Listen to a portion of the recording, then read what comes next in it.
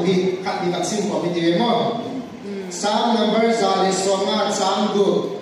Ahati tapot in lalpa pa uhen lalpa supa tawin lalpa atuhin isim ta bule adang ing sim ding ho tunita ka ungin pom also bibiti adi atak ni lalpa ni mazo peken la. Psalm number 150 verse 68 aile kill sin so sin all the creation including human being, including plants and animals. Hill sin so sin, hak hei so sin, athite pilo check, hak hei so sin, lalpa apa diu, achoy hoi dung, ahi sim laya, achoy hoi dung lo apa lo ju, thina lo na te ko, gam sa te ko, mihin hi athi so.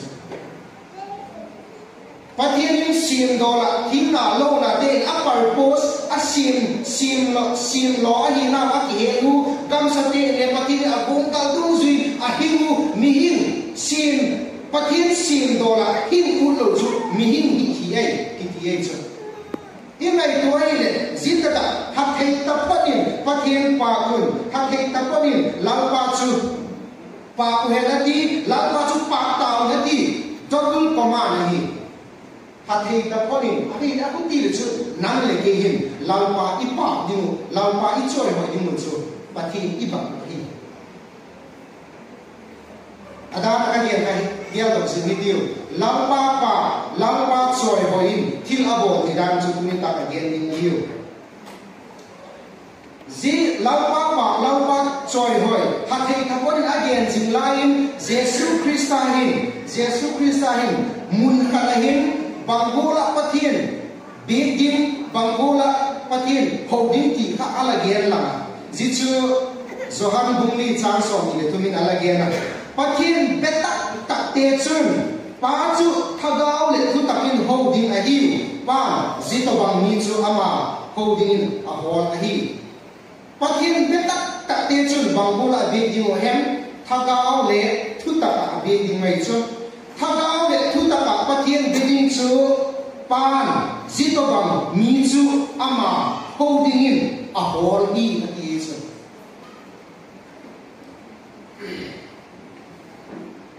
achang le tu gen khen khat hi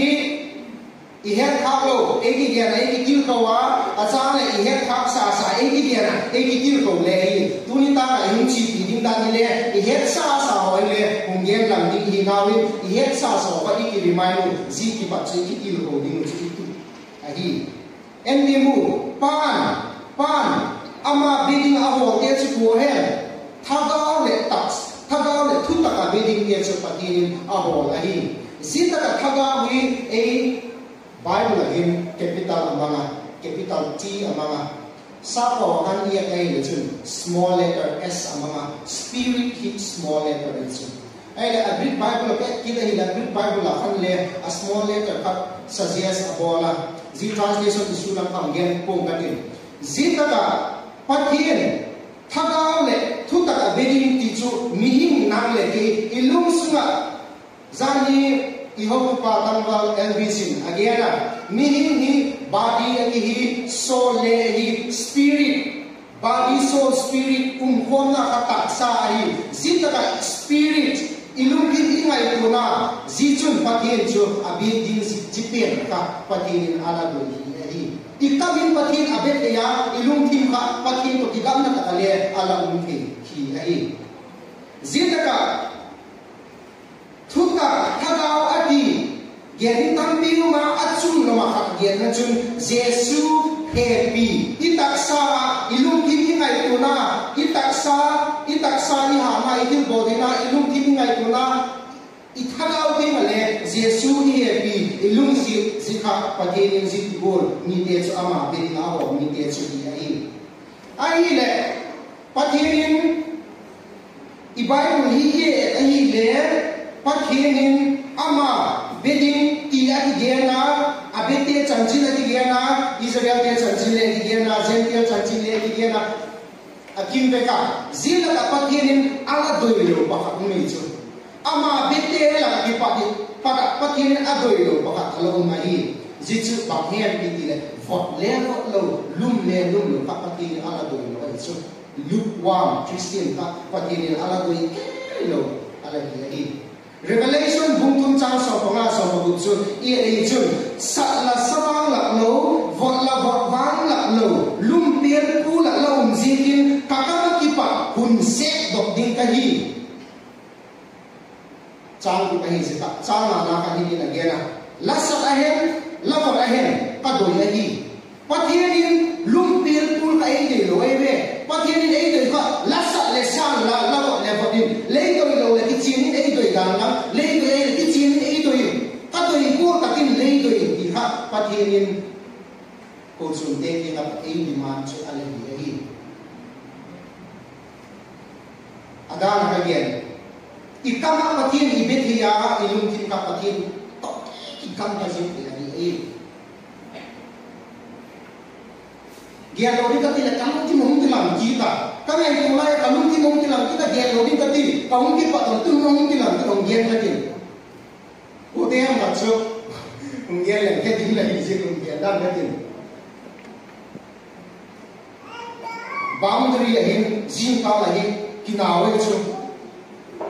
boundary issue ahin boundary ka le fit ka le fit kim ve le chu ji thu ha kinawe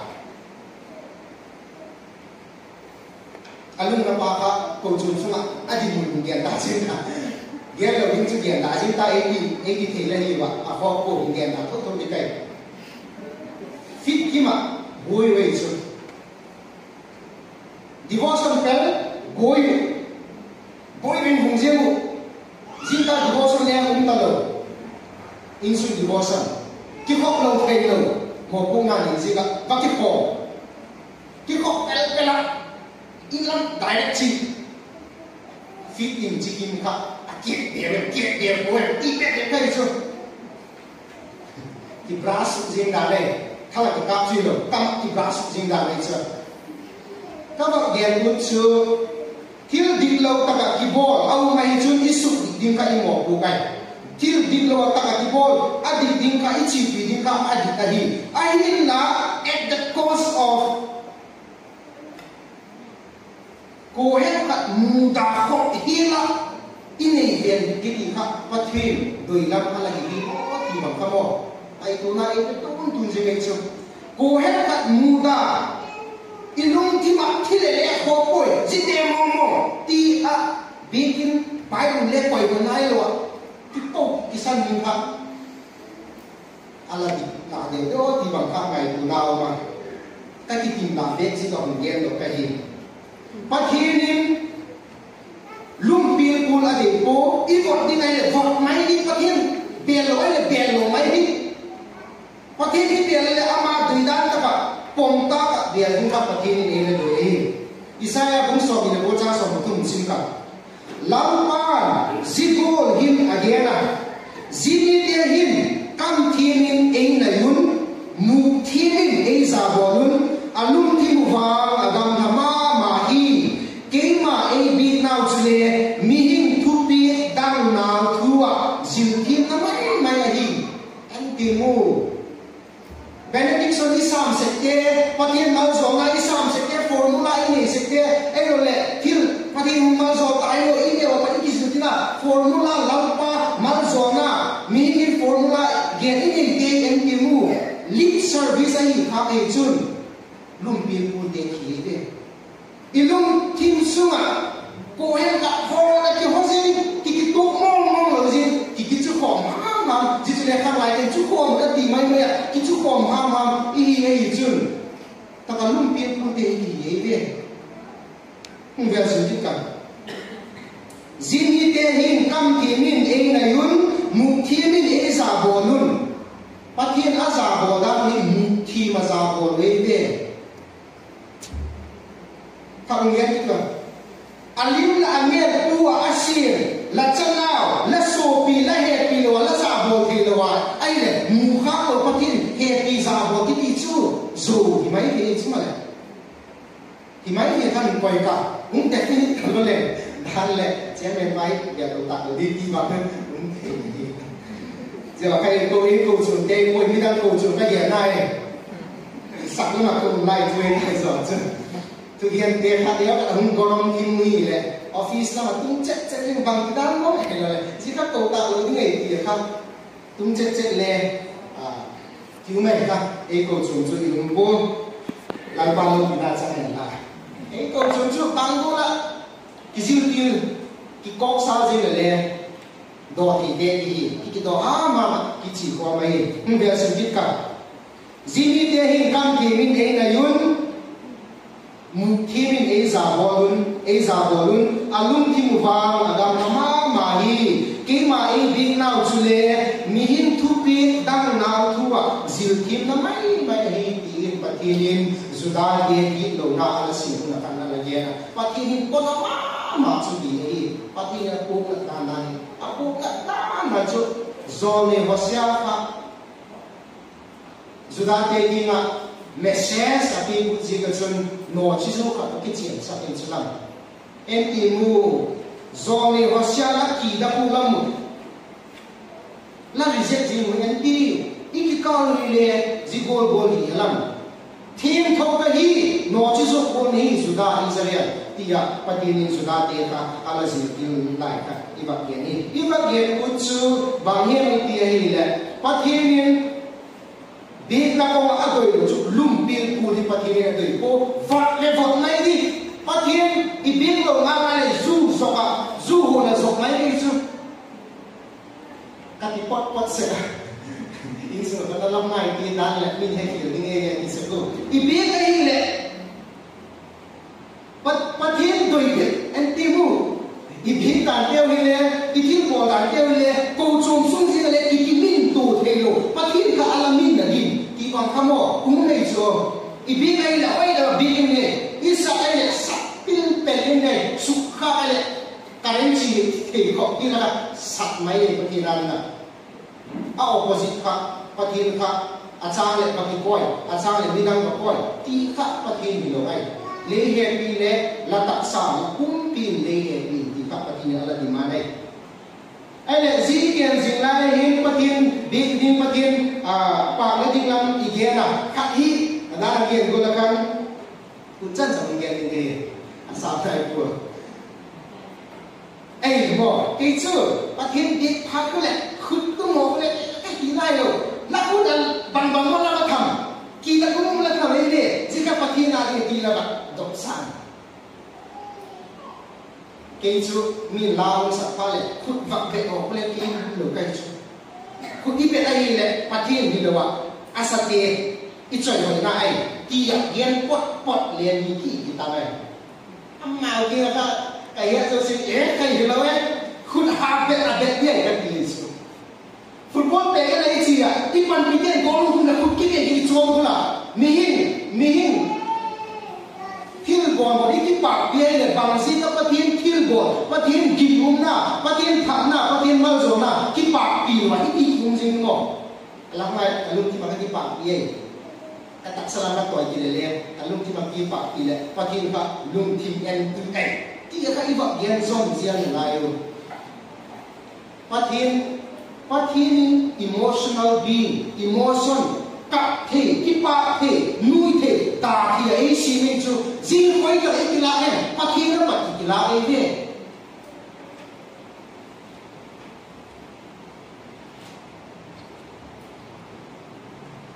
ít ta thì na ít ba thì na ít lúc na thì na movement cái bộ thì này bắt khi nó bật cái lá này ama lâu bị đó đi là khút đen ama lâu bị đó đi là vạc lam thì cái chú lâu bị gì kêu nhiều lai kan la ki sak ko ko le ku pat ya kan siu ki ki do mu ti mu lam jiu jo ka ti ale ki ana ti ki tu ngai cho na pang te nai kon mu bang i bo ni kan ni pa ti mo lai ki go be but ye o som la ka sa ki cha na i ko a hi le na pang te ka si ro ti le hung tung pa to ven tiu in yo lai a Sunday school cái luôn lộ nói cái tổ tục khi cái giặc tin kẻ chú tuy kẻ chú gu tin chỗ cái đó nó bây giờ in có thể đi làm ăn ấy gì tu Sunday school là mấy số hôm nay lấy bỏ khí này này youth club tên ấy gì vậy có đấy bây giờ tu lại chú icha te mi ta pore din le ku le mo apa ki hello ti hi mai ai cho i va bien mu cho society ai ki je ko mu i ki sim tu na ding ni le tu lai lo ye de wei cho ka pu na pen se chu na ma hi la ya i ne la ya kha ga la ma la sa na la ma tia lim na la ma UPC ke Pentecostal ke kan lam ko va bola i chong ki lam tiu ti ju de ge nai pu lim ta ka mai tai ka la sa ko la sa da na mo tu lai sa ko te ka to se no loi he kem bol kia ki chi bai sa ka lam ku bol ki sa ki la ka ba se ka mai tai ka la sa ko le a ha ka ha tin ta en ti mu i mu mai pa ti i choi bai i bi kha a pe bai lam sa ka pa ti ni lo ai now bang te ke ton ta ding minu mi pa den khang lai de a thak ta ding mo a thak ta ding en ti mu now bang te a di chu wa minu mi pa den khai sa pa le pa pi lam de mu ko ka e ki chu la ki sa a chang le la le ki sa lo ji ka now bang te ti e wa chu na pa ti de ti thai ti now pang dia di dekin patin la sa nai ha bolin dio ka ge nai ipan pi football fans ke chu Manchester United ke li Manchester United fans ke ka lat ta mo lo ka chu ke wen ki chok ding ki ko ding tho ka ha ba le chu ai la go la hun thun kun chu ki ko je le chu mo ipan pi fans ding ki ko e chu patin na di na vật cái câu điện giặt trà bất thiên na đi à lá bạc sạc phút bạc sa bạc cái này tin tin tất cả bạc cũng đi min đi em cứ cho tin nhá vật giặt trà chứ cái gì em chưa làm in lên cái này sẽ in chứ bất thiên cho hay na đi sạc lim tất cả sạc đi đi phát lên cô tiên hay tin em cái này mà mình lên bảng tiếng tiếng lại em đi mua đi bằng ha đi lúc thiên ngày của nó ghé trái này của em lên bất thiên min bất thiên lúc thiên ngày của nó ông biết phát đấy, nắng bằng cô lên lỗ mẹ bằng cô lên bọc cô mẹ tí các cô mà bồi bì lỗ ấy chứ, nên phát hiện nó bồi bì ấy gì, việc tiếp cận, nên bằng la sắc phát lệ, phút bèn cái điều, phát hiện rồi vậy là xả anh gì cũng phát hiện lúc nên phút bèn cái điều mỏ, ít bom thì lỗ đẹp chứ là ít thu thuê tao, cả thâu cái gì student cái kia có lẽ áp là cái này bảo chúng ta cái này sắc sẽ có amen là đi phá lại con quay tập cái này sẽ lên rồi amen thì lâu cũng amen cái số à cô hiện lẽ bảo chúng ta ông này ông cả phá lại ô kinh cái kia là cái cổ lòng mình đi cái cuối amen cái gì đấy thì mình phải gì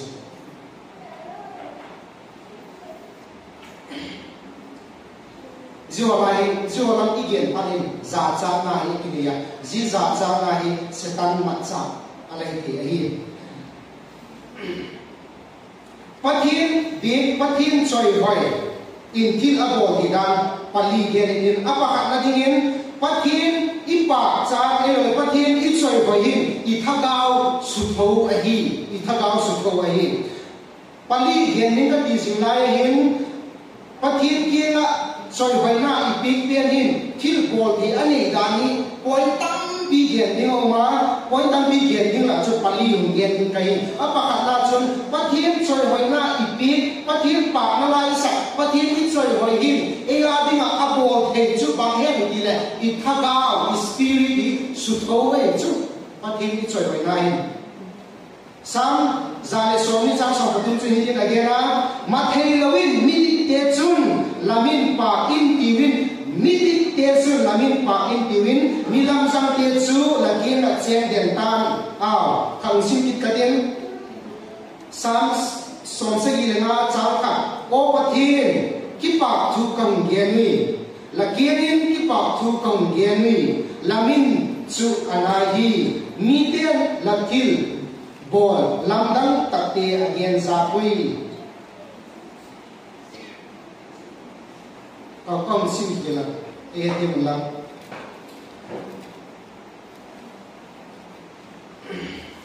apo point ni na ding cho point kana Bible cha kung sima ako poi dan lo dia sinti kadin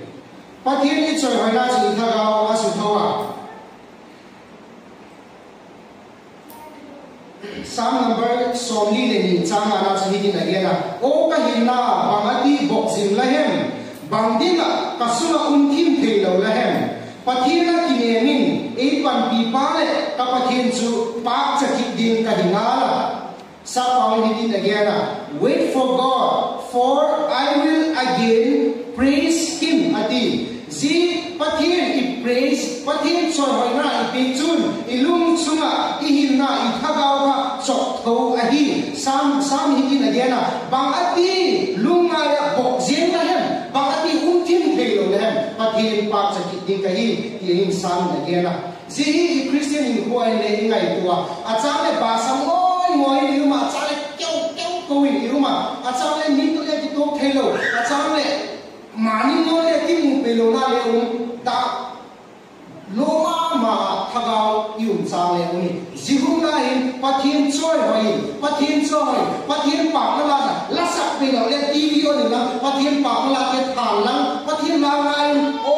la thagao hung ki chok tho di ai zikai apa na i gen pathian choi hoi na in thila bo ti na chu I thagao ala ba sam kale hum su tho the hi abi apa ni na rin pathian choi hoi na hin aum pi na hi e het sa ai praising God help me to sense his presence pathian pi na pathian e pi hi ti e het sa tu e sense ai mo ni ti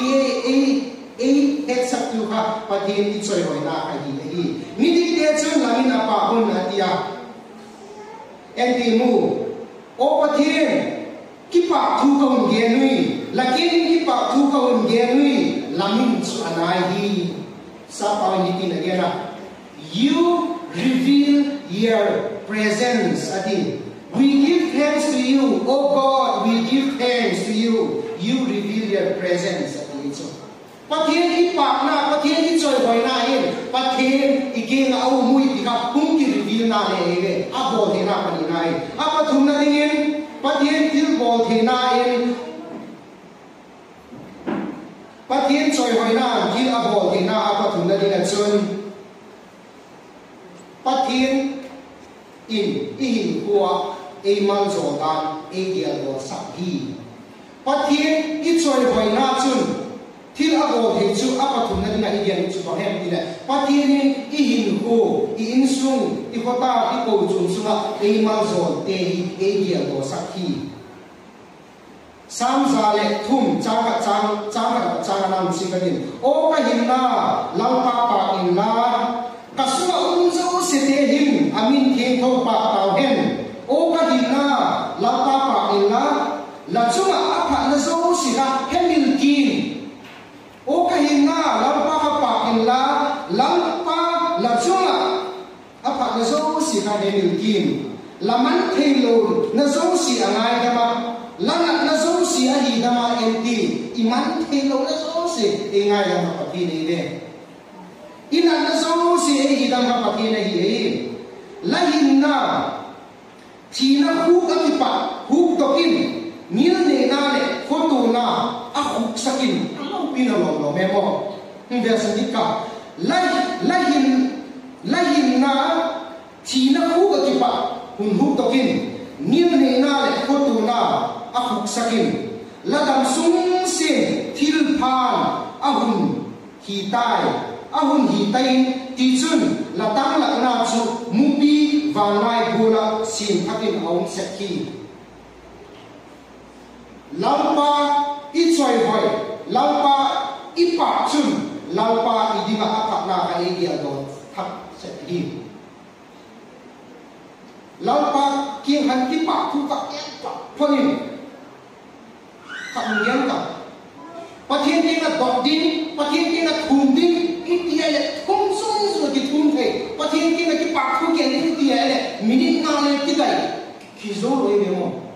minin khat minin no le pe ni su a hi la ngai to te ni la hin ko ka ngai to in bang ko la pathian pha he bang ko la to ka bang ko pathian pha he pathian ba pa cha tak min sin ding ka atam hi pathin in emal zona. Praising God help me to remember His blessing. Ato na dingin pathin soy hoilan hil abol ti dan chu kong kha e hon pi ka pathin ti soy hoina hin kwat kha e hon pi ka zipet chi lawin mihingin abol thelo pathin kil ahum bol yu kole lampi ala gung kan tu chu pathin ti soy hoina ni chu nge gen ti ka mihingin abol thelo supernatural divine intervention iti sekte mihing etola ka hithelo aila pathin na setna hung thina dina lampi alahom tuju pathin soina ki hi sam musim katin sam number soma cha somi yetum kole ki pa thu gena ki thoina hunlan tapowin ei choi hoi sekun lamtik zui tapo te kinin pathin hugdamna musakin ka ati kole ki pa thu gena ki thoina hunlan tapowin ei choi hoi sekun lamtik zui tapo te kinin pathin hugdamna musakin ka pathin choi hoina pathin pa na hi in huwa hi hugdamna lampi hi musaki Bible sang hi mun ba sane musim katin zika ito de mo ngi hi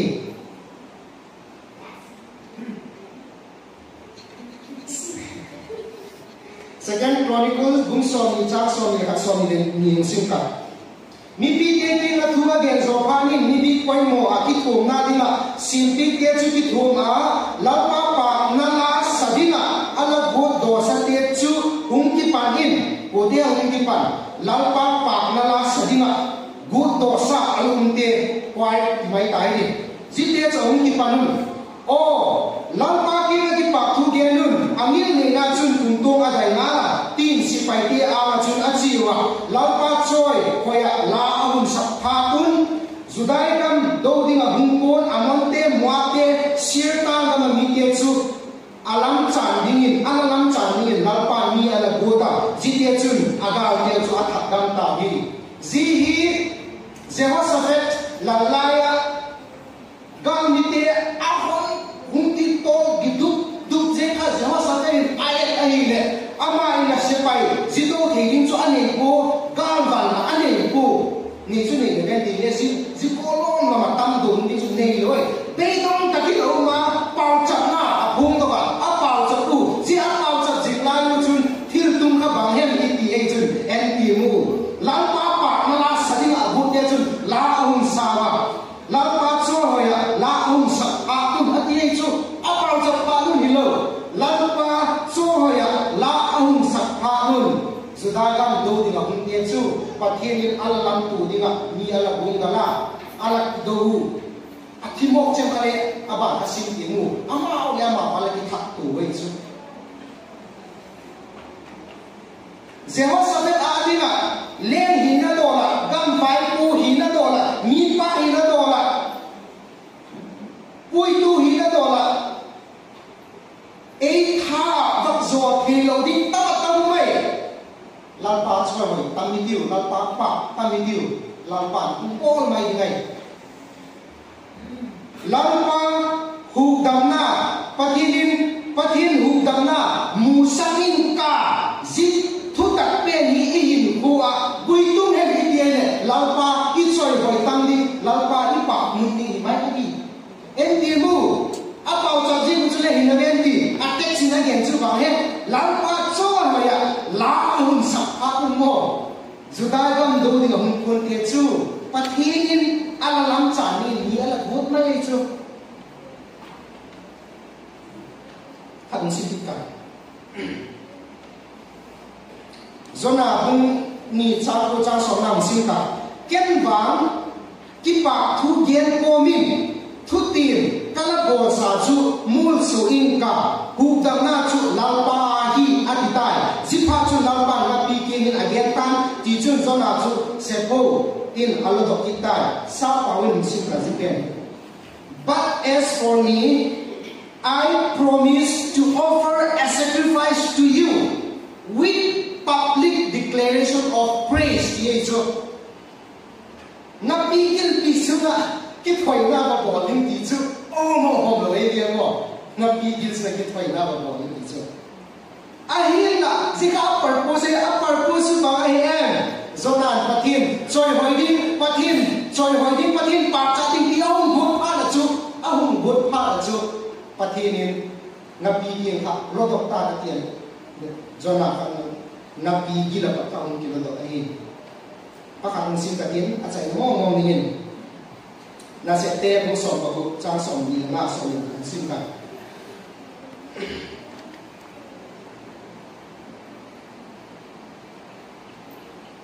zang khang lai takin pole saila chu a pau chaku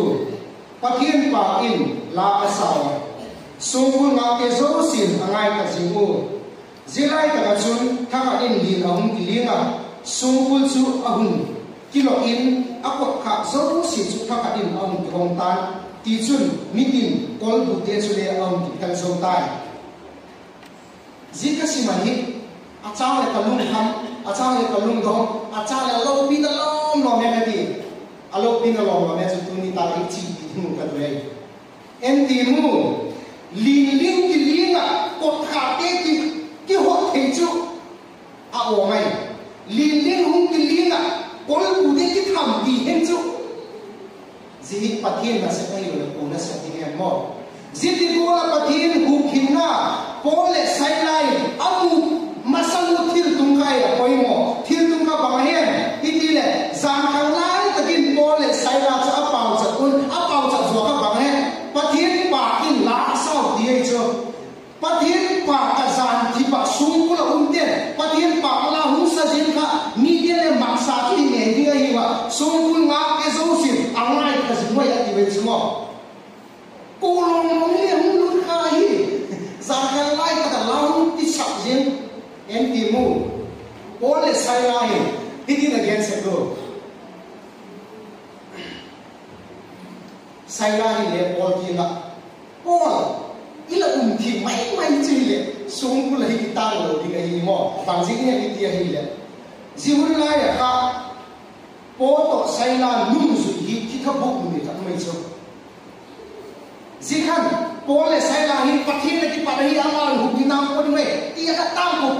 pi ni ka ka pol ti nu le ya setan asuma pa ni bo ni ha ti ai le zi nu me a en ko tu te khan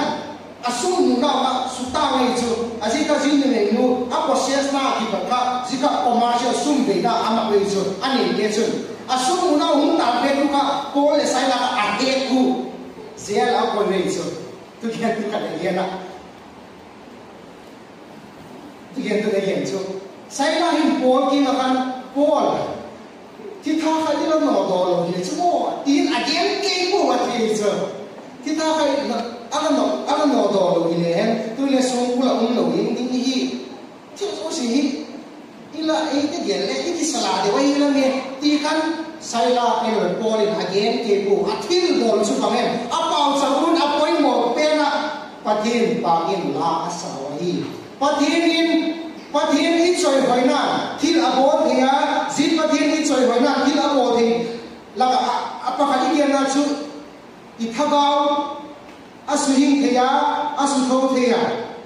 ba sam ta kai nu lai le ei su ha thia pathian choi hoina hen zi be choi poi pathian hi choi hoina hen pathian pina ha ei musanga zi be choi poi pathian hi choi hoina hen pathian e ya ding a gin na ei man zo na aphatna te ka singding imanin aung ni lam zinga ato na ding pathian hi choi hoina hin pathian in ihin huwa dinga ama hu khin na se ei mu sak ti tu chu pathian hi choi hoina pathian choi hoina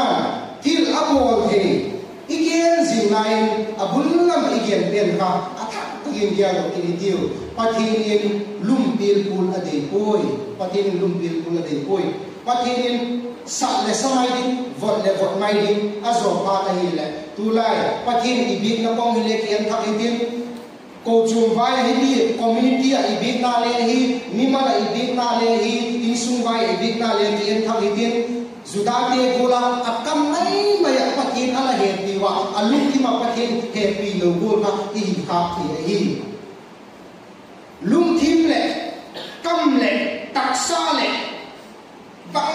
sia pathin happy the pathin bedingin pathin atu igen ka omechun ko chomi pidia ni le ma ni ema so pitan la